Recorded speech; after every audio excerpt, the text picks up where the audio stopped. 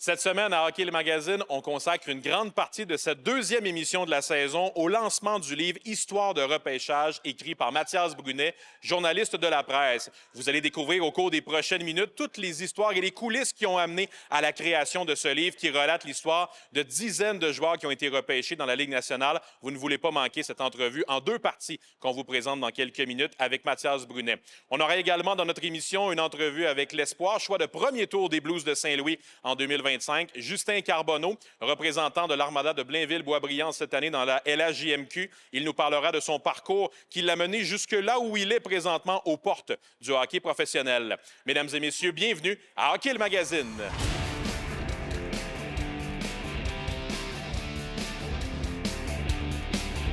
Hockey le Magazine vous est présenté par Sport Rousseau, Hockey Expert et l'entrepôt du hockey. En collaboration avec Accès Physio. Ayez accès à la même qualité de soins que les athlètes de haut niveau. Et par Histoire de repêchage de Mathias Brunet. En vente partout, dès maintenant.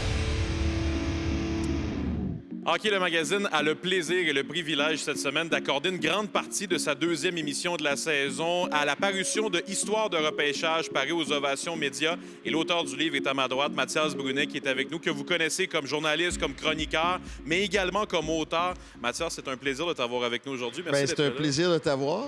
Écoute, je suis un fan de ton travail aussi, alors... Je vais te renvoyer les compliments, Mathias. J'ai un livre entre les mains, Histoire de repêchage, qui a été, je pense, un des ouvrages que tu as peut-être eu le plus de plaisir à écrire. Tu en as beaucoup à ton actif. Comment s'est passée l'écriture de ce livre-là dans ta carrière d'auteur? Écoute, c'est le 16e. J'ai eu tellement de fun à l'écrire. Bien, d'abord, moi, il y a plusieurs années, quand j'avais commencé le blog, je sais pas si tu devais pas être vieux. Je ne devais pas être vieux, mais je suis rondelle libre quand même Oui, à chaque jour. Mais oui. le blog, c'est avant ça même. Et j'avais pris le pari, j'avais dit, j'aime ça parler de repêchage, de Ouais. construction d'équipe. Je vais trouver cette voie-là. Puis à l'époque, on parlait pas tant que ça de repêchage à l'année. Et celui-là, je l'ai remis presque 2 mois avant la... Tu sais, les tombées, d'habitude, là, les devoirs à plus serré l'école, que ça. puis les tombées, t'es serré. Je l'ai écrit à l'avance. Puis ce qui était le fun, c'est que chaque chapitre, c'est des histoires distinctes. Je partais avec une idée préconçue. Je parlais aux gens, puis ça s'en allait ailleurs. Je vais donner un exemple. Kent Hughes, je voulais qu'il me parle de Vincent Lecavalier du repêchage de 98. Puis il me dit non, j'avais pas Vincent en 98, j'avais Alex Tanguay, puis il m'a lâché après quelques mois. Puis là, dans le livre, je vais raconter que Will Smith, l'acteur, A fait partie, je a pense, fait partie des négociations. de l'histoire entre Kent Hughes et Vincent Exactement. Lecavalier. Il y a beaucoup de choses qu'on peut parler sur ce livre-là. On ne dévoilera pas évidemment tout. Je ne veux pas savoir si le personnage meurt à la fin, comme on dit. On va se garder un peu de suspense quand même. oui. Mais je veux que tu me définisses un peu cet ouvrage-là. Tu en as parlé brièvement, là, plus de deux douzaines d'histoires qui sont racontées dans ce livre-là. Comment tu as abordé l'écriture de ça? Sous quel angle tu voulais aller quand tu as amorcé l'écriture d'Histoire de repêchage? Bien, chaque histoire, comme je disais, était vraiment distincte. Évidemment, on le rattache un peu aux Canadiens, les années Timmins. Tu sais, Pierre Gervais, c'était très important d'être dans l'actualité encore. Alors, pour ce livre-là, SLAF 2022, Lane Hutson. Kent Hughes a coaché contre Lane Hutson quand Hutson avait 9 ans. Ouais, dans les rangs américains. là. Oui. Fait que le repêchage de 2022. 2023, Mishkov. Bon, j'ai parlé à Daniel Brière, à Mathieu Darche, à Kent Hughes. Mathieu Darche sous un angle très récent aussi, Oui. avec Matthew Schaefer. Exactement. Puis j'ai été surpris aussi avec Mathieu qui me ramène à son propre drame personnel. Daniel Brière, pourquoi tu voulais Mishkov versus Reinbacher? Mais Reinbacher n'était pas très loin sur sa liste. Je peux te dire que c'était pas mal nez à nez. Fait que c'est un petit peu tout ça. Mais il y a, tu sais, le fil conducteur, c'est plutôt 24 histoires qui se lisent séparément. Oui, les repêchages fascinent les amateurs depuis toujours, mais je dirais que depuis quelques années, avec ce qu'on a connu avec le Canadien, la reconstruction, il y a un intérêt qui est devenu marqué encore plus envers ces histoires-là. Est-ce que tu l'as ressenti, toi, cet intérêt-là? Et est-ce que c'est de là qu'est venue l'idée d'écrire ce livre-là? Parce que tout ce qui concerne le repêchage, c'est toujours un peu mythique. On se demande qui était à quel rang sur la liste de tel directeur de recrutement, puis ça amène toujours les amateurs à un paquet de conversations. Ce livre-là, il y a... Écoute, je suis dans le métier depuis 30 ans. Ce livre-là, il y a 20 ans, je ne sais pas si... Il aurait pu s'écrire, mais avec la reconstruction du Canadien, avec... Tu sais, c'est des idées qui sont dans l'air. Je te le dis, à l'époque, quand j'ai commencé le repêchage, c'était bien, mais c'était pas un truc qu'on suivait à l'année. Fait que là, je pense que le public est beaucoup plus averti, allumé. Évidemment, Internet a tout changé parce que les gens sont plus informés par rapport à tout ça. Fait que je pense que c'est quand même actuel, puis ça tombait bien avec le Canadien. C'est un heureux hasard. C'était pas comme un truc planifié, mais que le Canadien soit en reconstruction et sur le point de décoller, puis qu'il y ait le début de saison qu'ils ont en plus, bien, regarde, ça tombe bien. Là. Ben, tout à fait. C'est un ouvrage qui permet aussi aux amateurs de découvrir une autre facette de ce que toi, tu adores, je pense, dans ce milieu aussi, Oui. les repêchages. Tu écris via tes chroniques, via l'animation de balado, beaucoup par rapport au repêchage, mais là, de prendre de la hauteur, de revenir sur plusieurs années en arrière, même si, bon, t'en parles, il y a plusieurs histoires récentes, il y en a quand même quelques-unes qui remontent à il y a 25, il y a 20 ans, Oui. il y a 15 ans. Ça a dû être un plaisir pour toi aussi de replonger dans ces choses-là, parce que dans la frénésie actuelle, on est beaucoup dans le au jour le jour, puis le résultat du match d'hier. Là, tu as pris de la hauteur vraiment par rapport à tout ça. Oui, puis le plaisir que j'ai tiré, c'est que, tu sais, genre, quand tu es dans le milieu puis tu écris au quotidien, t'en sais pas mal, Ouais. mais d'en apprendre. C'est Ça, toujours c'était mon plaisant. fun d'apprendre plein d'affaires en l'écrivant. Je pense que ça a été mon plus grand fun. Puis c'est un livre pour ceux qui aiment comme le repêchage comme tel, puis le procédé, c'est intéressant, mais il y a beaucoup de côté humain aussi. Ouais. Tu sais, il y a une histoire que je raconte avec Marc Bureau, Marc Fortier. Ils sont repêchés, l'agent va les chercher à Trois-Rivières. S'en vont à Toronto en auto. Les petits gars ne sont pas repêchés.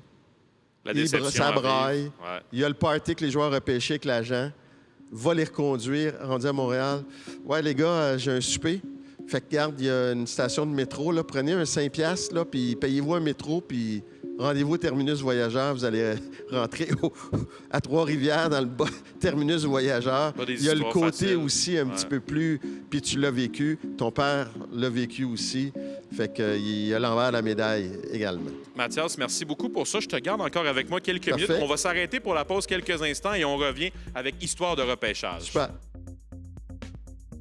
Salut Gab. Ça va? Salut Pierre. Hey, salut. Comment ça va? Ça va, toi? Ça va Ben super ouais, bien. tout le temps. Je serai le temps content de vous revoir, moi, semaine après semaine. J'avais super hâte de te faire piger. Fait que là, j'ai joué avec le basket. Let's go. On y va. J'aime ça, piger. Ça me rappelle mes souvenirs de jeu. Oh! Kevin Stevens! Que j'ai... Wow. Je sais pas c'est quoi ce carte-là, mais je l'ai côtoyé brièvement avec les Bruins de Boston à mes débuts. Ça, c'est une clear cut 24-25. C'est une dazzleuse. Dans le fond, c'est une carte spéciale qu'on reproduit des autres sets de Upper Deck, mais en clear cut, tu peux voir au travers. Puis elle est signée par Kevin Stevens. Ça, c'est des boîtes de cartes que tu achètes. Il y en a juste une dedans. Fait que c'est hit or miss. Puis c'est moi-même qui l'ai ouvert, cette carte-là. Puis j'étais bien excité quand je l'ai vue. Fait qu'il y en a seulement une. Seulement une dans la boîte. Ben, pas juste une Kevin Stevens, mais dans la boîte, il ça, n'y il y avait en qu'une a carte. plusieurs de celles-là, sûrement. Sûrement. OK. On sait pas combien. Quand même solide. Ouais. Ce qui nous amène à la question de la semaine. Quel était le lien entre Kevin Stevens et moi-même? A. On a tous les deux joué avec Ron Francis. B. On était tous deux des bagarreurs redoutés. C. On a déjà été des coéquipiers pour quelques matchs. La réponse après la pause.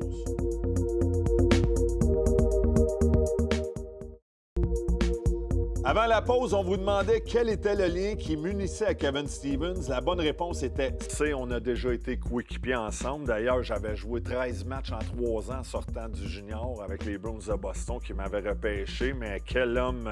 tu sais, moi, il était intimidant. C'est un gros gars, gros. D'ailleurs, je l'utilisais beaucoup au Sega Genesis 94. Il était écœurant, vous vous rappelez, les gars? Ouais. Mais non, c'est ça. J'étais beaucoup trop gêné pour y adresser la parole. Il dit « Hey, je t'ai utilisé dans le temps. » au Sega, mais bon. Ben bon, là, on l'a en carte de hockey à la place de Sega. Ouais, ben là, regarde. Kevin, j'ai acheté ta carte. Venez chez Collect Edition, il y en a plein. Je pense. Salut. Et on est de retour à Hockey le magazine pour parler de Histoire de repêchage écrit par Mathias Brunet aux éditions Ovation Média, un livre que je tiens entre mes mains, un livre qui, au moment où on fait l'entrevue, est à quelques heures de paraître officiellement pour le public. Ouais. Lorsque l'entrevue va être diffusée, il va déjà être disponible dans toutes les librairies. C'est un livre dont on a parlé avant la pause qui regorge un paquet d'histoires de hockey. Est-ce qu'il y en a certaines, Mathias, qui t'ont surpris dans là où la direction de l'entrevue t'a amené? Parce que c'est sûr qu'il y a des noms comme Vincent Lecavalier, Daniel Briard, ça frappe l'imaginaire. Ouais. Il doit y en avoir certains aussi où Peut-être que tu t'attendais pas nécessairement à écrire un coup de circuit et finalement, tu as aimé ce que ça a donné? Ben oui, pour beaucoup de chapitres. Je te dirais, Kent Hughes avec Vincent Lecavalier, puis le secret que Kent Hughes a gardé pendant toute la carrière de Vincent Lecavalier, comme quoi il allait tout lâcher Ouais. avant d'avoir la bonne nouvelle. Que Vincent Lecavalier voulait aller avec Kent Hughes comme agent à l'époque. Oui, écoute, Kent Hughes n'aurait pas été directeur général du Canadien aujourd'hui sans Will Et on ne le Smith et connaîtrait Vincent probablement Lecavalier. Je te dirais que le truc qui m'a un peu surpris, c'est Louis Leblanc. Puis encore là, j'y allais avec pas vraiment d'idées préconçues. Et je voulais savoir comment il vivait ça, un kid montréalais se faire repêcher par le Canadien de Montréal dans un centre J'étais là, Bell. moi, en 2009, quand c'est Écrit son arrivé. nom. C'était incroyable, Puis- l'atmosphère qu'il y avait. Sans tout dévoiler, ben moi, il me dit, j'ai rencontré Buffalo. Moi, Buffalo m'a dit, à 13, t'es libre, on te prend. Et c'est pas arrivé. Et là, il arrive à 13, Zach Cassian. Anaheim lui dit, si t'es libre à 15, on te prend. Louis Leblanc il s'en va au Centre Bell ce matin-là. Ça va être Buffalo, puis si jamais ça marche pas, c'est Anaheim. Montréal n'est pas là, pas en tout. Fait que là, il se retrouve à 15, 16, puis là, le monde commence à crier son nom, puis lui, il est en train de digérer ça. De fait de ne Puis- pas avoir été repêché à 13 ou à 15. Puis là, il se dit, qu'est-ce qui se passe? Puis 3 minutes après, il y a le chandail du Canadien sur le dos. Fait que ça m'a surpris. Puis Wow. de voir comment le behind the scenes s'est fait avec... Puis pendant ce temps-là, ça, je ne savais pas, puis c'est Louis Leblanc qui me l'a dit. Tavares a été repêché au premier rang. Puis le PR des Islanders le cache dans un cabanon à 18 parce qu'il dit, après le choix, le monde va se ruer sa bière, tu vas te faire piétiner. Et Tavares, dans sa lettre NHL, raconte cet événement-là. Ah ouais? Wow. Comme quoi, il est caché entre les balais puis les vadrouilles en train d'entendre Louis Leblanc. Sa première expérience de ce que ça peut être le Centre Bell qui éclate. Exactement, oui. Il y a beaucoup de choses que les gens vont découvrir, évidemment, dans la lecture de ce livre-là. Est-ce que c'est un livre qui a une possibilité d'avoir une suite, Mathias? Parce que des histoires de repêchage, il y en a plus que 24, on le sait. Mais est-ce que tu as eu assez de plaisir à faire ça pour te dire que c'est quelque chose qui pourrait être renouvelé? Puis on va laisser le temps à ce livre-là Ouais. de vivre un peu avant. Mais comment Si t'abordes les gens ça? aiment ça, c'est sûr que j'ai pas pu tout mettre parce qu'on a tout le temps, le format est le même. Pierre Gervais 1, 2, celui-là, c'est le même format. Ouais. Écoute, il y a des repêchages à chaque année. On va voir comment celui-là va. Puis on dit jamais non à... Écoute, Pierre Gervais, si tu m'avais demandé de parier après le premier, si t'en fais un 2, c'était 99,99 qu'il n'y en aurait pas de 2. Il reste toujours un 0,01 de libre. On va commencer par le 1. Mathias, en terminant, les gens peuvent se procurer, bien sûr, le livre, mais peuvent aussi en avoir une copie dédicacée par toi-même. Comment on peut l'obtenir, cette copie-là? Et moi, je vais chez l'éditeur, Richard Baudry. Je vais les signer. Et Richard les met dans une enveloppe puis il vous les envoie. Très hâte de lire ce livre-là. J'ai déjà commencé à le lire au moment où on fait l'entrevue, mais quand il va être diffusé, je vais l'avoir terminé à ce Super. moment-là. Merci d'avoir été là, Mathias, puis bon succès pour le Merci, lancement de ce livre-là. Merci, Jasmin.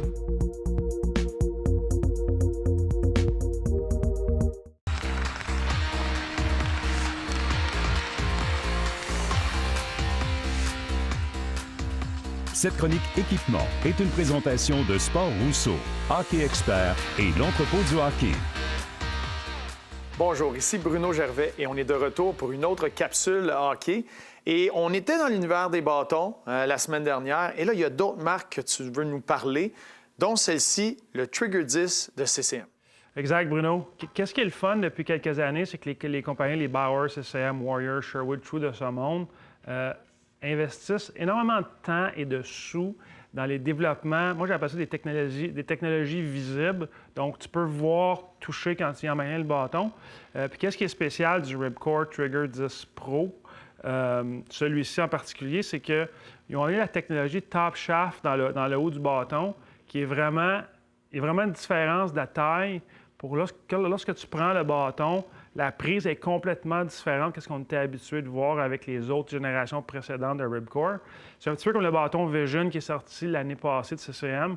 Ils ont pris cette technologie-là, ils l'ont emmenée dans le nouveau Trigger 10. C'est fou parce que la dimension, la forme est complètement différente. C'est un feeling complètement différent de ce qu'on est habitué. Non, mais ouais.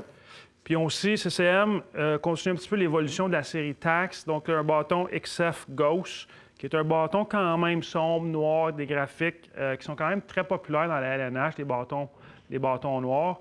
Les adultes apprécient ça beaucoup. Les jeunes travaillent beaucoup les couleurs de nos jours, mais quand même, c'est un bâton qui est de toute beauté, qui performe très, très bien.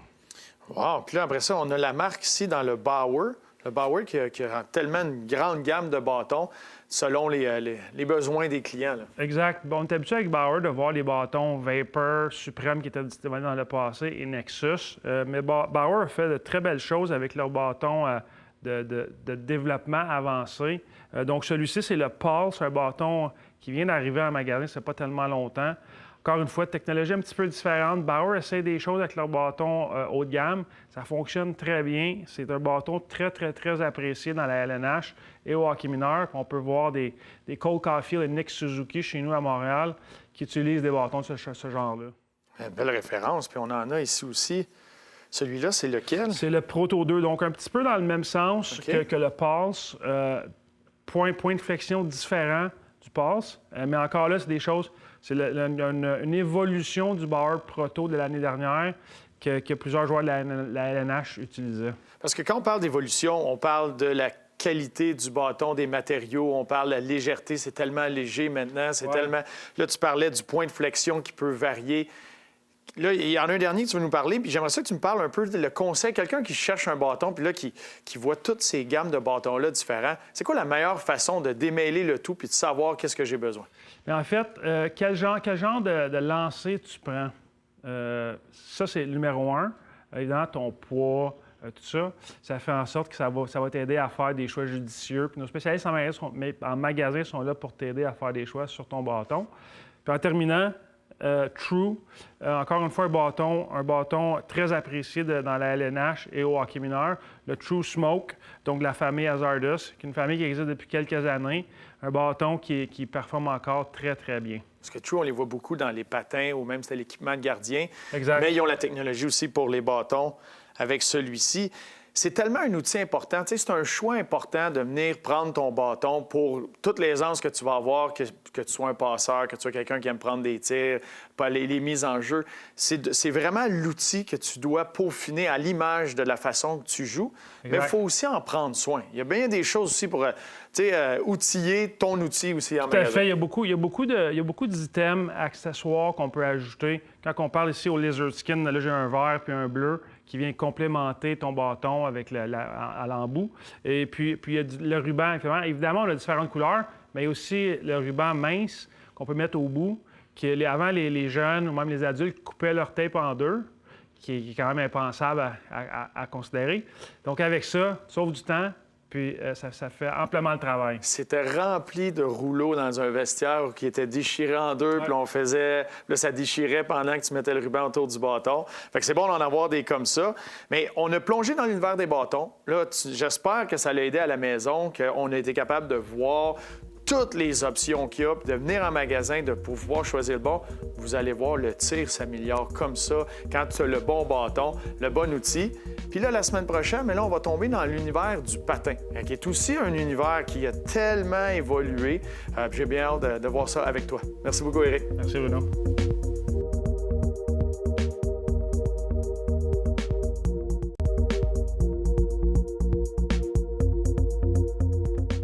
Hockey mineur, pour moi, c'est tu tisses des liens avec des gars que tu as tourné toute ta vie parce que tu apprends à jouer au hockey avec eux autres un peu, donc ça me fait penser à ça. Ouais, je pense que le hockey, c'est ça, exactement.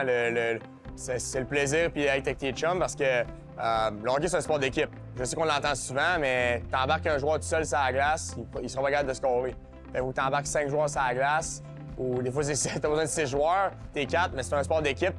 C'est toutes des relations, comment tu traites tes teammates, les relations que tu tisses avec eux autres, avoir un lien vraiment fort entre vous. Quand tu as les épreuves, tu les surmontes ensemble. C'est pas un one-person thing, c'est un 25-person thing. Fait que c'est vraiment important de tisser les liens. J'ai toujours joué dans les bons calibres. Bantam, j'ai fait Bantam 3 premières années. Là, c'était là que ça a peut-être joué de l'adversité. En étant un late, j'étais quand même très jeune, donc veux pas, c'était quand même d'adaptation à faire beaucoup, surtout pour un jeune joueur. Donc, je l'ai vécu cette année-là, mais midget 3, même chose. T'arrives, t'es late. Je suis arrivé dans une équipe de championnat. On a gagné, je pense, 29 victoires de suite à mener avec les séries. Donc, tu sais, on avait une espèce d'équipe, puis tu essaies de te faire ta place, d'avoir un bon rôle, puis d'aider l'équipe. Fait que, je dirais ces 2 années-là, c'était de l'adversité, mais ça a fait en sorte le joueur que je suis aujourd'hui. Moi, ce que j'ai appris, c'est arrête de chialer et trouve des solutions. Souvent, le monde, il y a tout le temps des excuses. No excuses, find solutions. C'est vraiment, souvent, tu sais, des fois, je jouais 8 minutes une game.